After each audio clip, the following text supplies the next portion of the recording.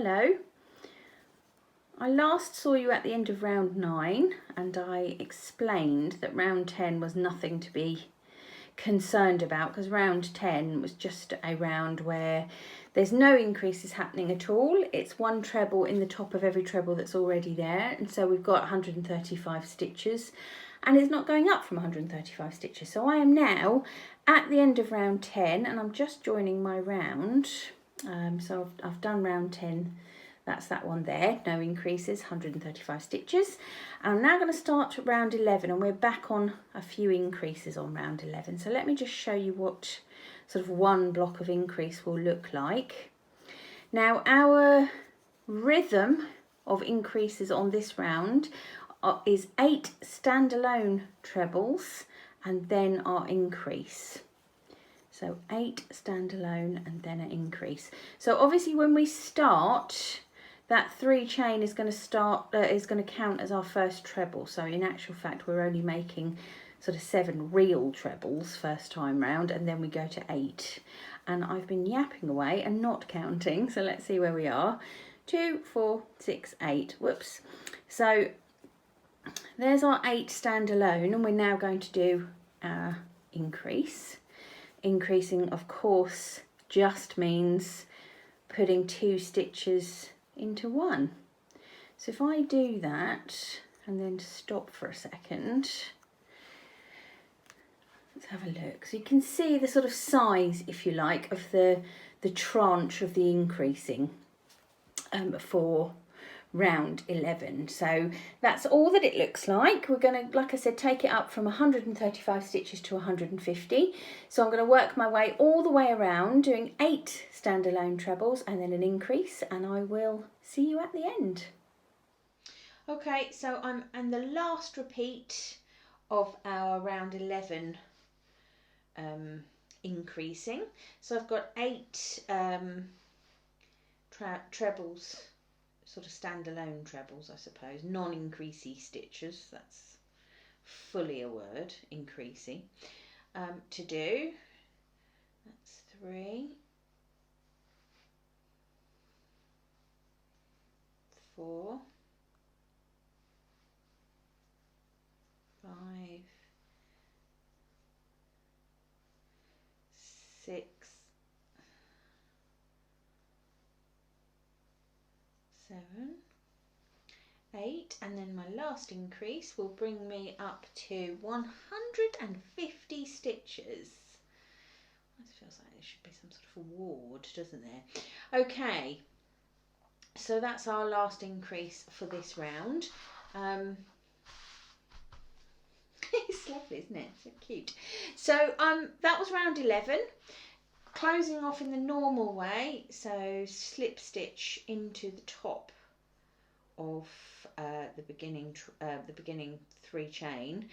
We've got one more round in coral and then we'll be changing colour again, so we will fasten off proper, but for now we've got to carry on again. So round 12, yet another increase round, but increases are happening more sparsely, or less frequently I should say, around the perimeter. So I've started with my first treble, which as we know is 3 chain in actuality, but it counts as a treble, and I'm actually going to be making the frequency of my increases on this one is every 15th stitch. Okay, so 14, whoops, I've missed a stitch there, 14 standalone trebles, and then on the 15th stitch you put 2 in together. So I want to just do 1 repeat so you kind of see roughly how spaced out they are, and that, if my calculations serve me well, means we will increase by 10 stitches. We can get 10 repeats around the brim, which means we'll get 10 extra stitches in, and we should end up with 160 at the end of this round. Tremendous. Sure whether we get any more stitches than that. We might increase. I don't know if we increase, and I don't think we do in the next one, but 160 stitches.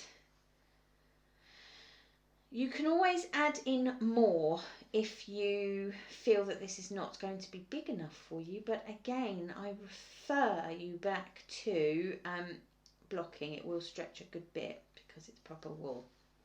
I've forgotten to count. 2, 4, 6, 8, 10, 4 more to go. I've forgotten to count, didn't I? Yes, it will stretch when we block it.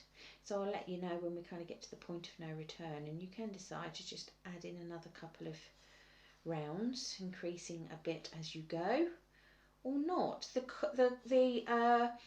What's the word? The pattern is not complicated insofar as if you add in a couple of more stitches, just, you know, providing that you've got enough to do your, I think it's this kind of little thing again, it'll be fine. Right, 2, 4, 6, 8, 10, 12, 14. Okay, and now we're going to do our increase in there. So exactly the same as before, it's just you're spacing them out a little bit. So 10 lots of that going around the brim. Is it a brim? It's not a brim at all. Going around the edge of the beret. It's not a brim, it's a beret. They don't have brims. That's entirely the point of them. My mistake, I'm so sorry. So 10 lots of what I've just done there. Meet you at the end. We're going to fasten this round off proper, round 12, because we're going to change colour of yarn. It's not too taxing, is it, chaps? So I will see you at the end. I'm working along the last pattern repeat now of round 12. So I've got my last 15 stitches to complete, 4 standalone trebles and 1 increase, and then that concludes our coral section for now. We're going to then move, so we're going to change colour, which means when we get to the end we're going to fasten off again. So I'm going to just give you a little refresher of that needle join in case you like that particular technique, and we will then have a little look at joining in buttermilk again. We're going to repeat the pattern that we made on round 5 with buttermilk again. Okay, so here we go, closing off almost, 3 stitches to go. So that's my last standalone stitch. I'm now doing my last increase, 1 and 2, and I am going to, because my next round is going to be, as I said, in buttermilk, I am going to use that gorgeous needle join technique to fasten off here. So let's just do that again. Okay, right, so I've broken the yarn, and it is good to actually break the yarn just so as you can feel the kind of limits, if you like, of working with wool. It's not, a limit is the wrong word, what I mean is the strength of the wool, because it behaves much more differently than man-made fibres. It doesn't have the same kind of strength. If you try and break acrylic, for example, you need some pretty strong muscles to do that, whereas pure wool will break quite easily, and that's fine, but you don't really want to be doing that unintentionally. So, you know your limits, wool. Okay, so we're going to do that lovely little needle join technique again, and what I've done here, I've broken the yarn, I've still got my last stitch on my hook, and I'm going to pull the stitch all the way so that the yarn's coming through that last stitch and ready to be worked. So I'm going to thread up my needle as before, and we're ready to go. Now the first stitch is of the round, if you like, is this stitch here. Can you see where I've put my needle under? That's where I want my work to butt up against. I want it to butt up against this stitch here. I don't want to overlap it, it wants to come next to it. So if I go like that, you can kind of see the continuation that I'm after.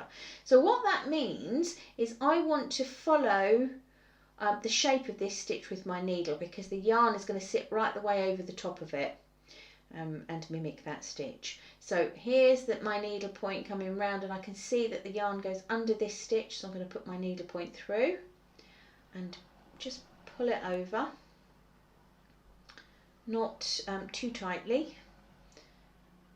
Okay, and then I'm going to use my needle tip again to follow the shape of that stitch once more, and it disappears. So this is where my needle needs to kind of disappear, or my yarn needs to disappear back where it came from. You can see it kind of goes in there to complete that little braid shape. and I'm going to just pop it through the stitch underneath as well, just to anchor it a little bit better. And when I pull, there you go, you can see that invisible join. Okay, so that's joined, that's ready to go. I will just weave the end into the back as we did before, nothing too fancy or tight, and then that's that, and we can move on to round 13.